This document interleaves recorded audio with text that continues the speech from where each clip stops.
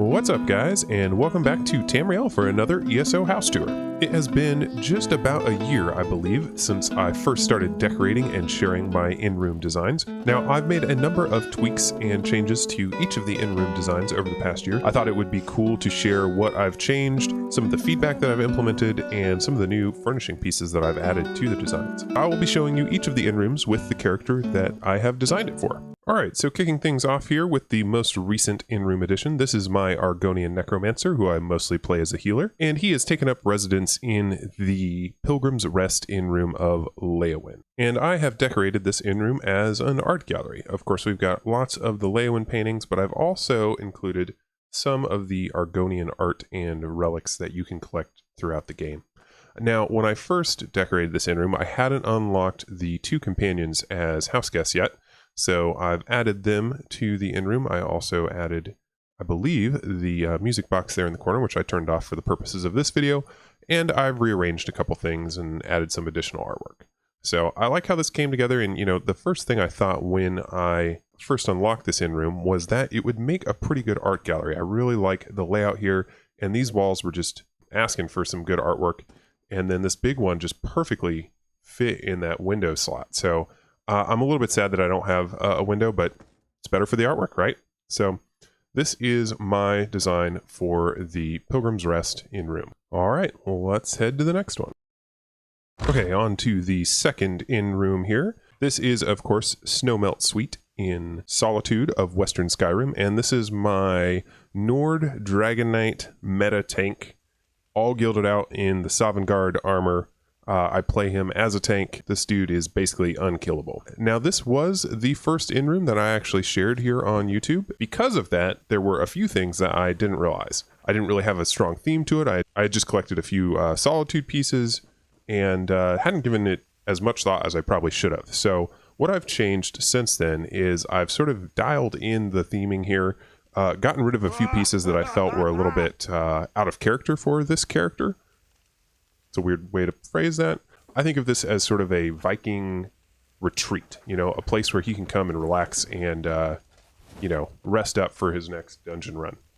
I did keep the outfit station. I do like using this room to mess with my character's outfits. The lighting is pretty good in here. It's a good place to get a good sense of what it's going to look like in a lot of different situations out in the world. And I do like how this came together. The Solitude pieces are really nice looking and all nice high res and, just really fit this in-room really well. So happy with how this one turned out. All right, let's move on to the next in-room. This is my Khajiit Templar, who is also a tank. This character went through a lot of revisions. He was a DPS, he was a thief, but then I discovered the Tormentor set, and I just really fell in love with that AoE taunt lifestyle. It is great for dungeon runs. I'll throw one hand and shield in the second weapon slot for the tough boss fights, but that two-handed AoE taunt is just awesome for dungeon trash. And I've, of course, got this Khajiit in the Sugar Bowl Suite here in Rimmen in Northern Elsewhere. And this room, I don't think I made quite as many changes. I've still got the catwalk up there for Zabi. I did add the other cat merchant here, and I made a couple of tweaks here just to brighten up the room a little bit.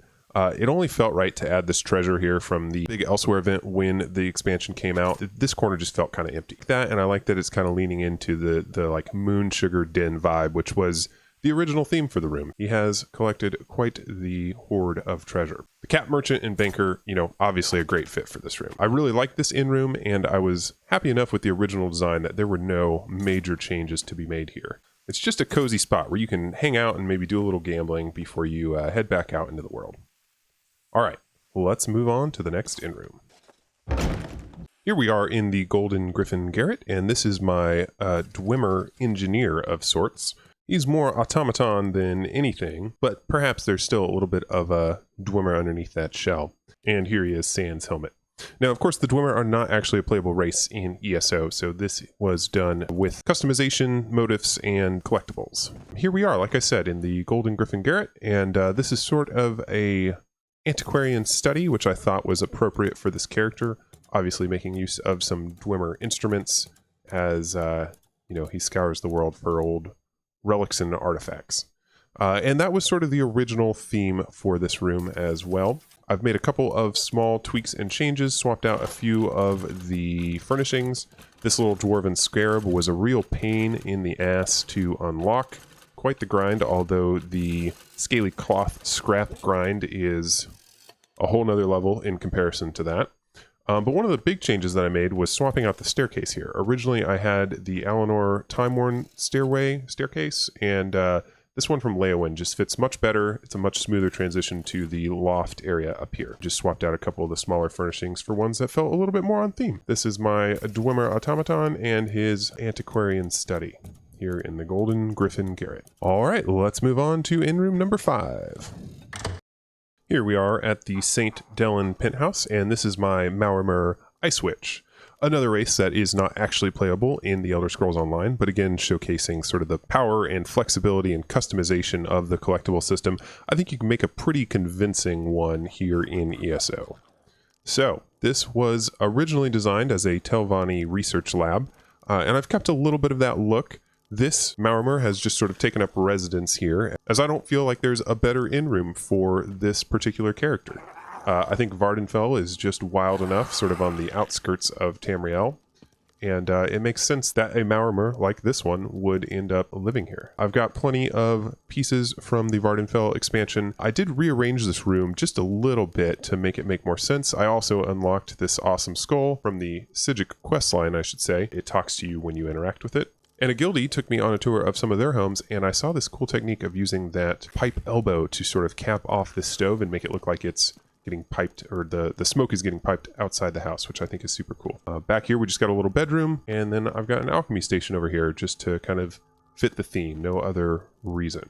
So yeah, this is my Telvanni alchemy lab, now owned by this Maormer Sea Witch. I'd love it if someday we actually got them as a real playable race. I think we could use some more playable races in ESO, but for now, the collectible system will have to do. Gives you a lot of flexibility and lets you make some pretty cool characters. Okay, moving right along. This is my Breton Vampire, who I primarily play as a DPS, but also as a healer occasionally. And we are in the Ebony Flask Inn Room, which I did originally decorate for this character as a vampire lair.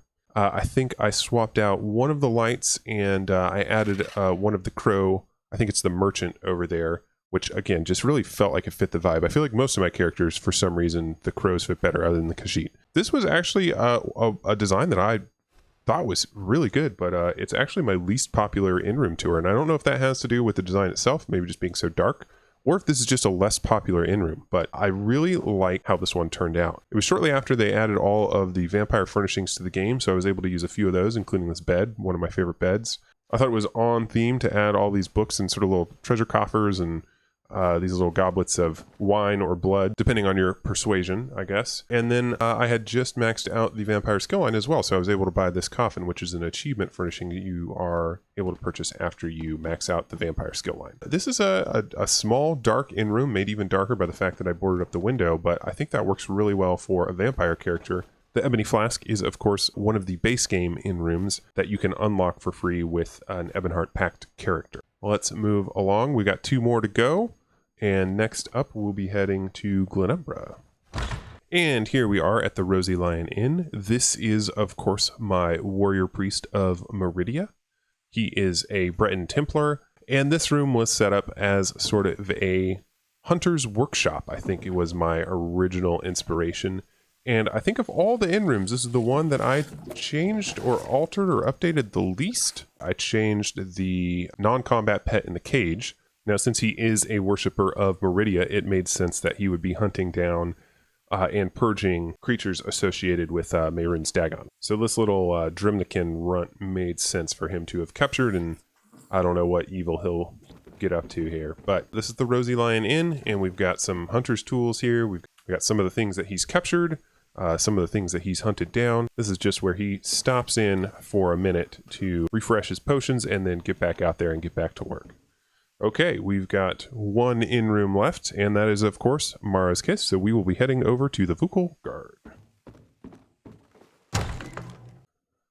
And here we are, back in Mara's Kiss.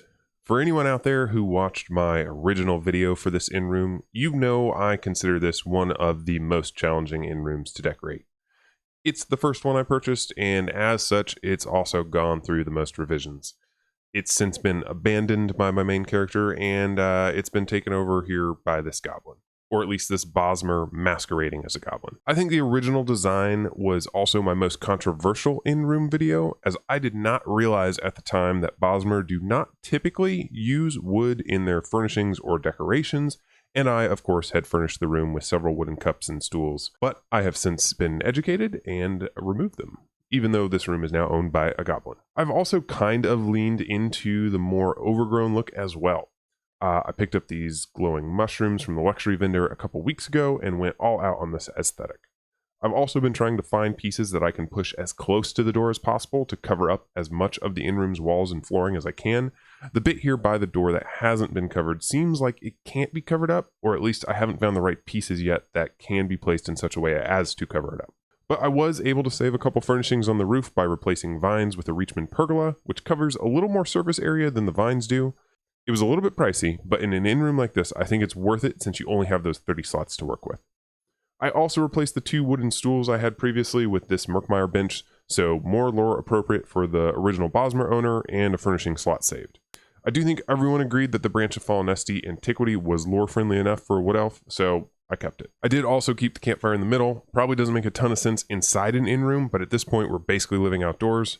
So that's my updated Mars Kiss in-room design along with my Goblin Warrior character. And that's going to do it for me today. I hope you guys have enjoyed this grand tour of the 8 in-rooms of Tamriel. Assuming we do get that 9th in-room with High Isle, I should have a new in-room design coming at you in just a couple of months. If you're curious about any of these designs or the furnishings I used, go ahead and leave a comment down below and I'll be sure to help you out. You can also call me out for any more immersion-breaking furnishing choices if you'd like. I mean, you probably would anyways, but go ahead. If you're wondering how to unlock these in-rooms for your own characters, I actually put together a short video last week covering just that topic, and I'll go ahead and link that in the end screen. I'm also working on my next house design right now, so I should be back again real soon with another home design and tour video. That's it for today's video. I hope I'll see you for the next one. Bye for now, guys.